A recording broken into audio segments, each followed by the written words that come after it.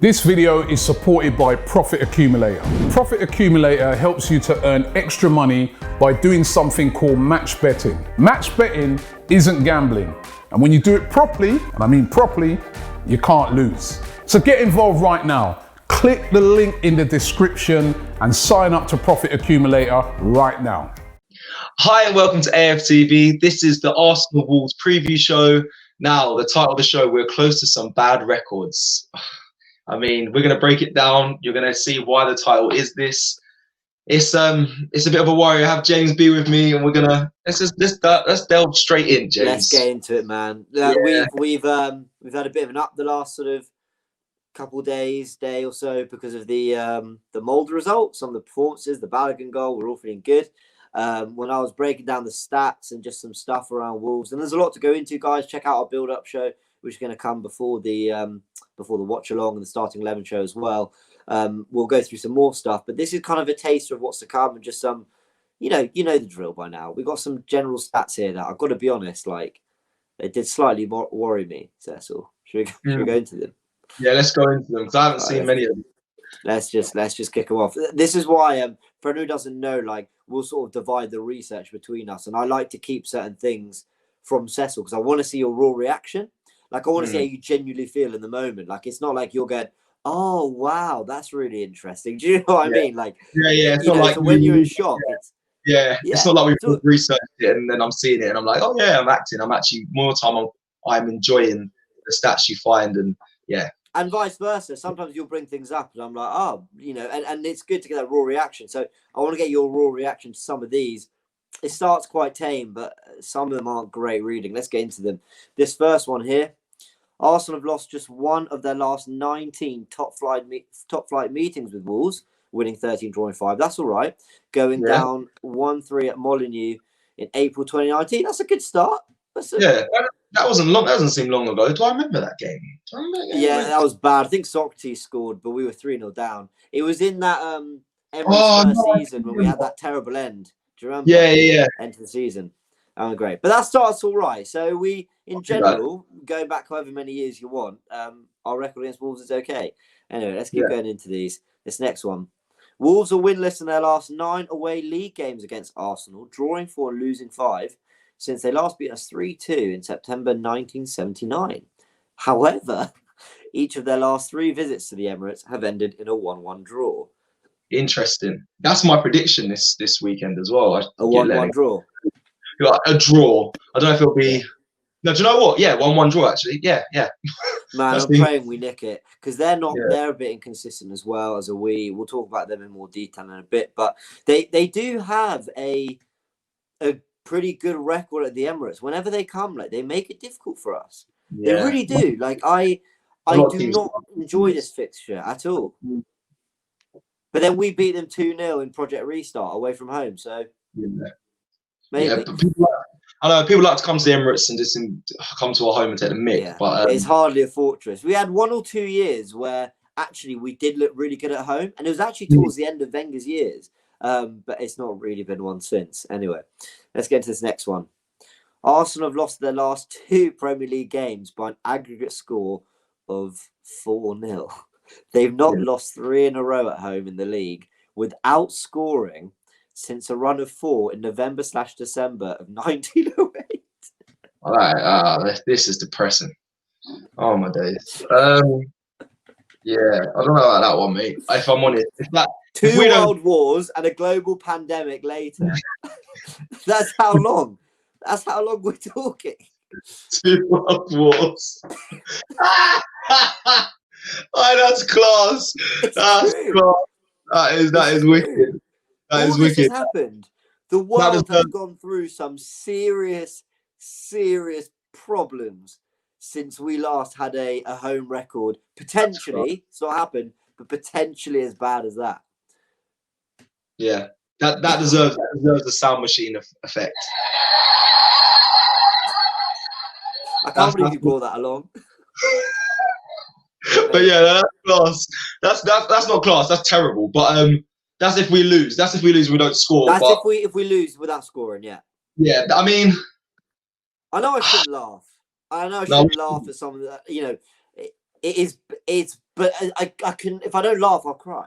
Yeah, yeah. Like that's what we're, you know. But also, that's how quickly football can change, right? Like that's bad.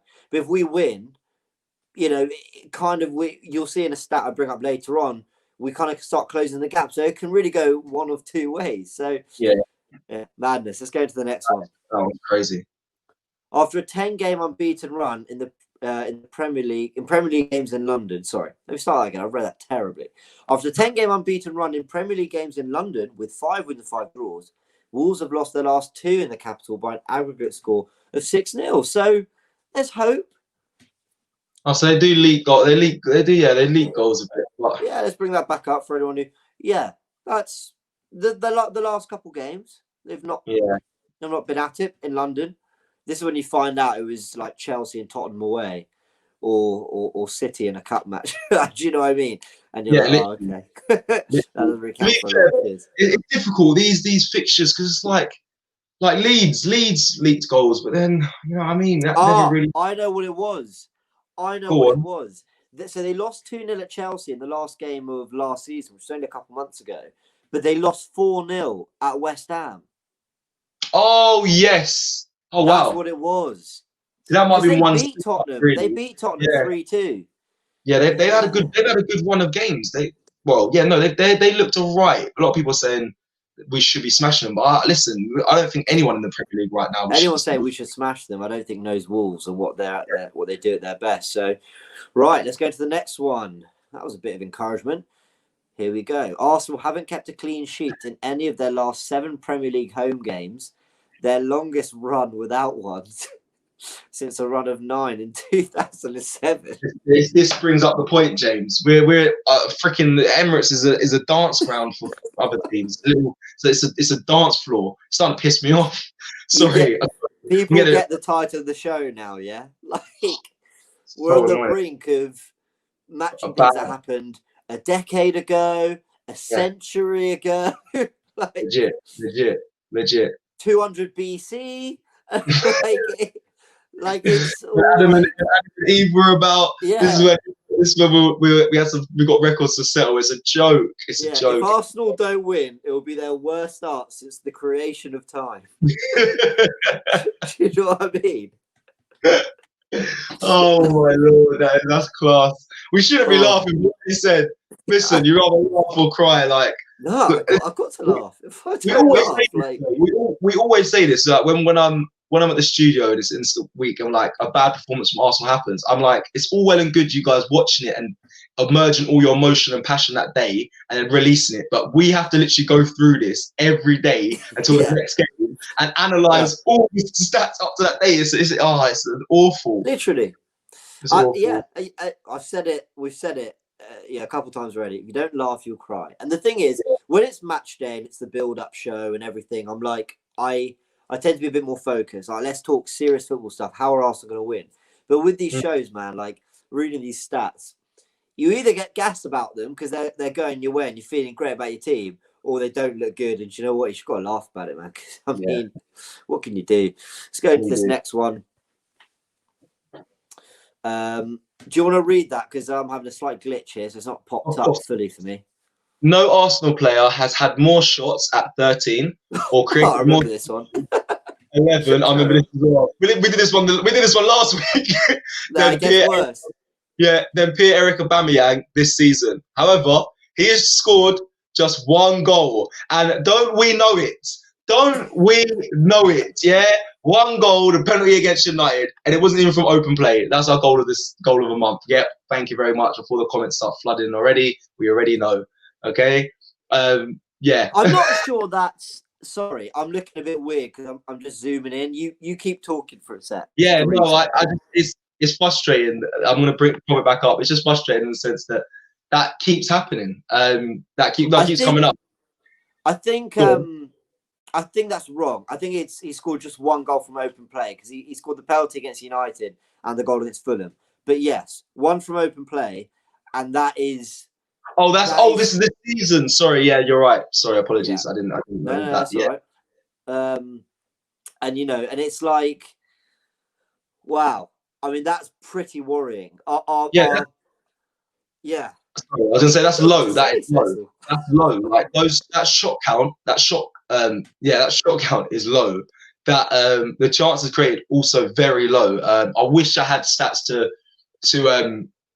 counter it from other teams that have created chances. It kind of, I mean, if we look at Leeds had 23 shots against us on Sunday. I mean, I think in that game, but this is a product of our attacking problems because Aubameyang shouldn't be our highest chance creator. He shouldn't be, and those shots shouldn't be 13. They should be in the, I'd assume, 20s or 30s or something. Maybe that's unrealistic. But the stats just look wrong there. But this isn't us having a go at Aubameyang. It's very important people get that. Like, nor is it really us having a go at anyone. This is just us analysing and recognising that we have real problems going forward because we're addressing the back and because Arteta's not got his balance yet. And he's figuring it out, and I'm more than willing to be patient. I think our stats going forward should be better, for sure. There's no excuse for not getting to the last 20 minutes of games and peppering shots at goal and just put it in the box and trying to make things happen. But there are problems there, and I'm glad we're talking about them and addressing them. Let's move on to the next thing, because we'll go back onto this shots thing in a sec, because I've got an interesting head-to-head between Lacazette and Raul. People wondering why I'm talking about them too, but you'll see. Anyway, let's go into this last stat. This should offer a bit of hope and context, I hope. Let's have a little look. So if Arsenal win, they could potentially go 2 points behind Chelsea, or even 4 behind, not even have the will to spell their name out, 2 behind them lot down the road. Now, 4 behind them. The reason I'm bringing this up is because I think it's really important that people have a bit of context and just remember that this season, yes, it's a weird one for us. Yes, we've lost 4 games already. We've only won 4 out of 9. It doesn't look good. I completely appreciate all these things. But it's a weird season for everyone.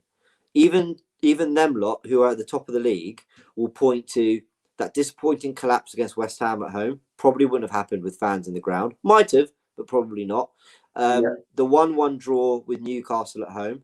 The 1-0 defeat to Everton at home.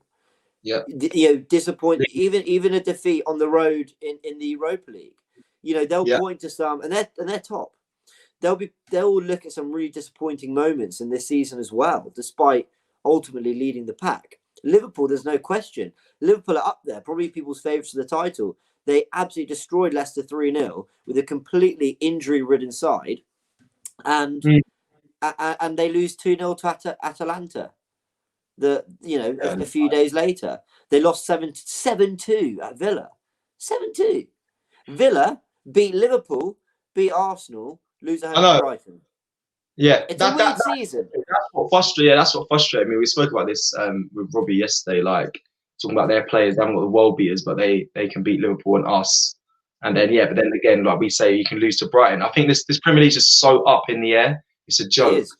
It is. So, and also Chelsea, who people are talking about as serious title contenders, they've looked quite good the last few weeks. They lose to Spurs and we win. We're 2 points behind them. So are you telling me in one round of fixtures, Arsenal can go from mid-table mediocrity, and Chelsea can go from title contenders to suddenly 2 point gap? I mean, do you get what I'm saying? Yeah, it's too condensed. Yeah, it's that's a nice. It's too packed. That is a nice stat. It gives fans belief, including myself.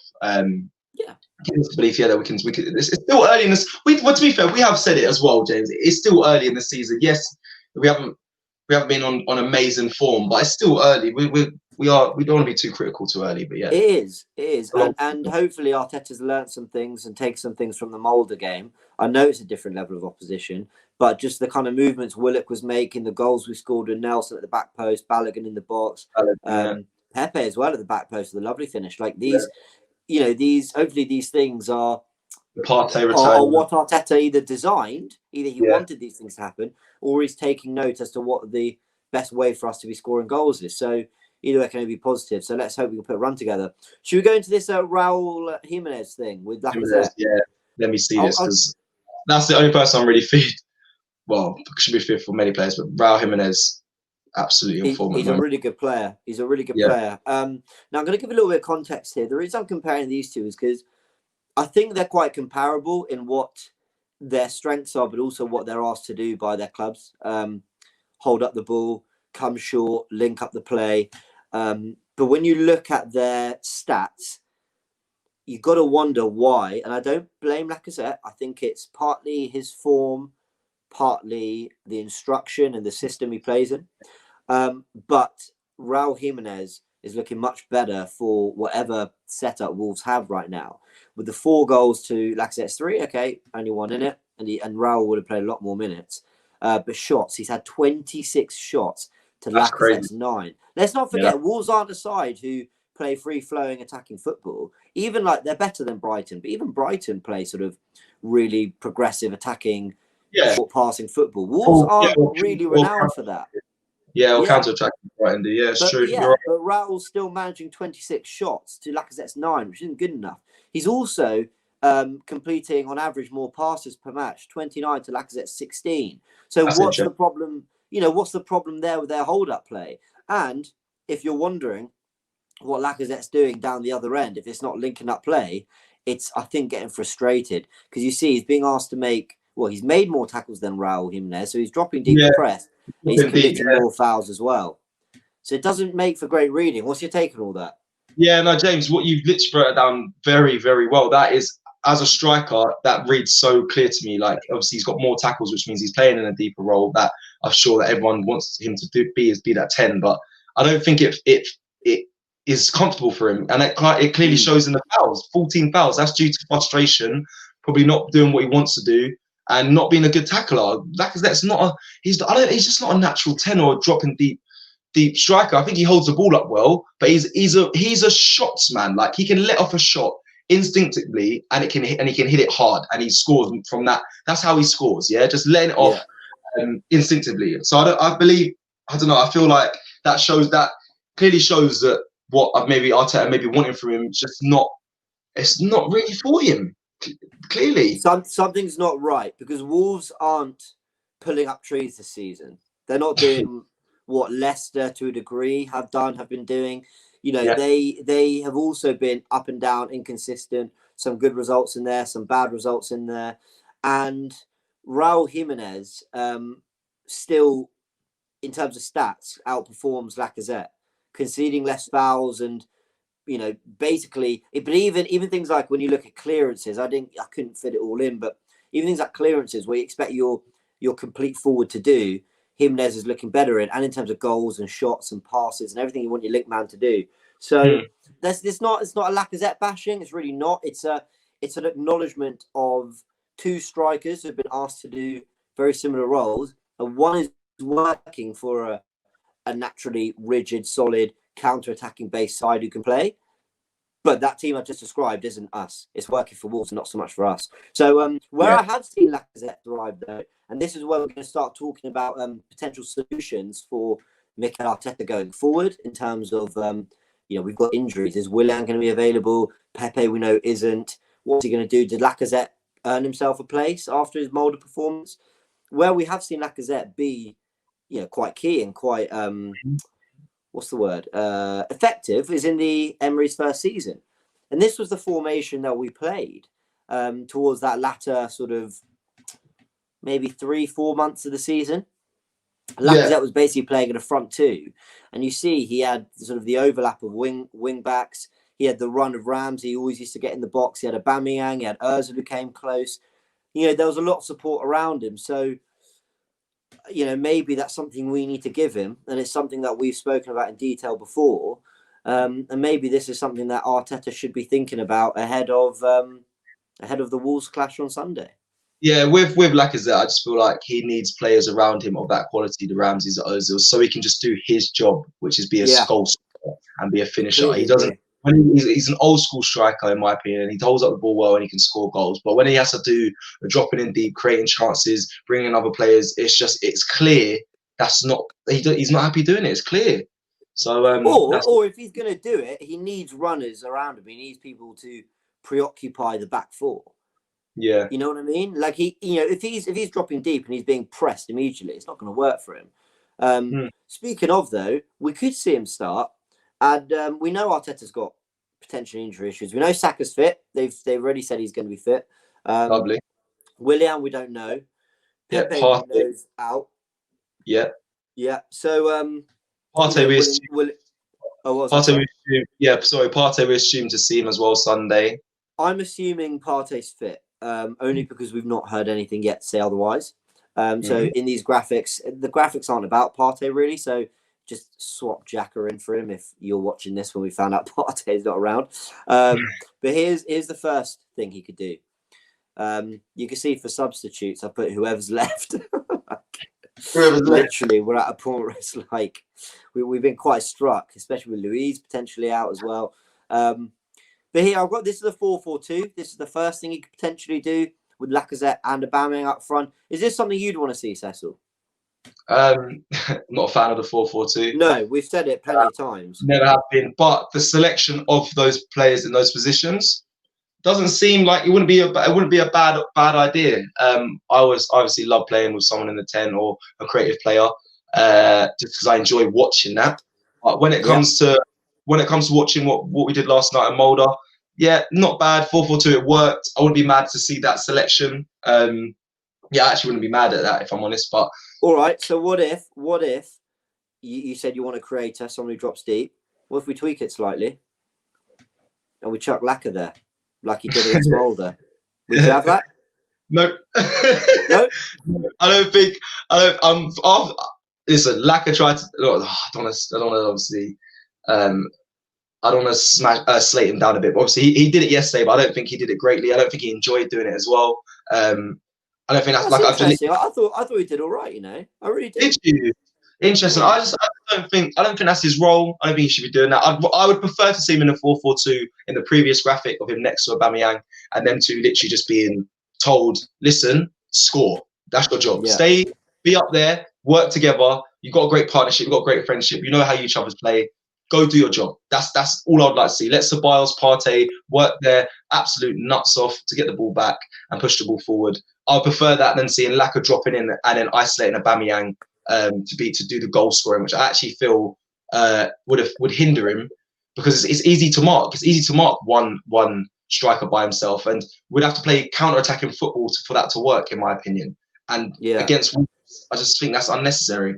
So yeah, I agree. All right, what about this then? Willock. I got the number wrong. Forgive me. He's number 28. But Willock in that number 10. Yeah. Sorry.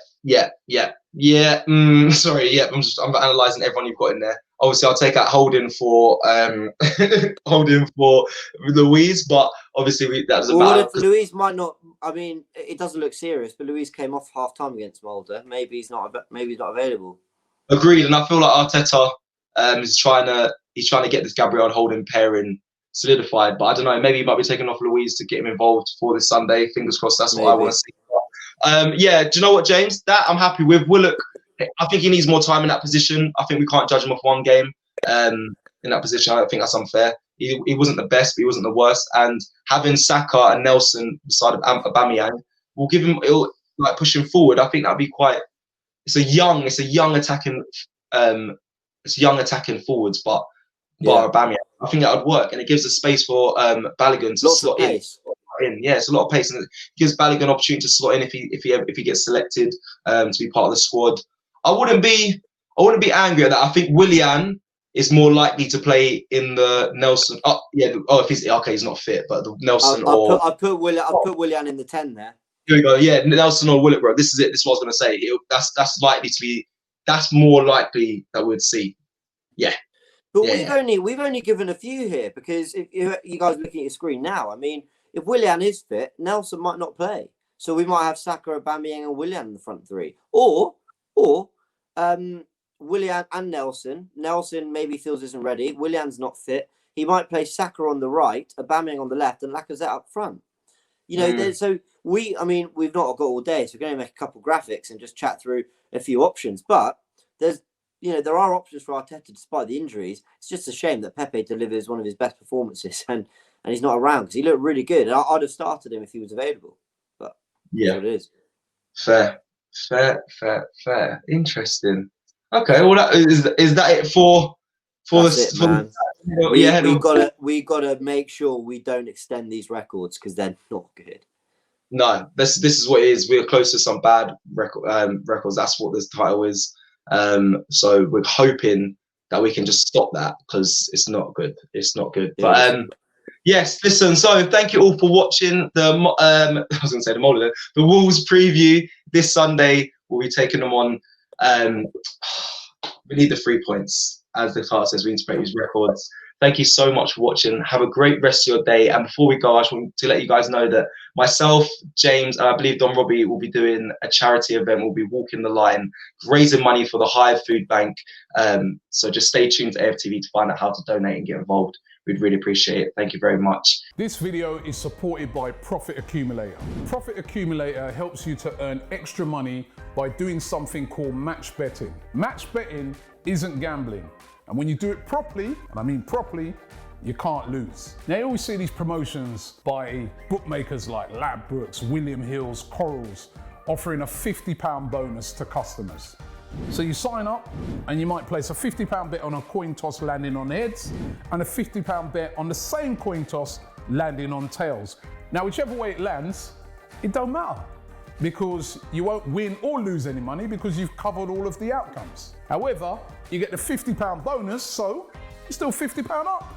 Now lots of people try to do match betting on their own, but it's very time consuming and not always easy if you don't know what you're doing. That's where Profit Accumulator come in. Even if you don't know anything about sports, they walk you through everything step by step, showing you how to accumulate money into your bank account. So get involved right now. Click the link in the description and sign up to Profit Accumulator right now.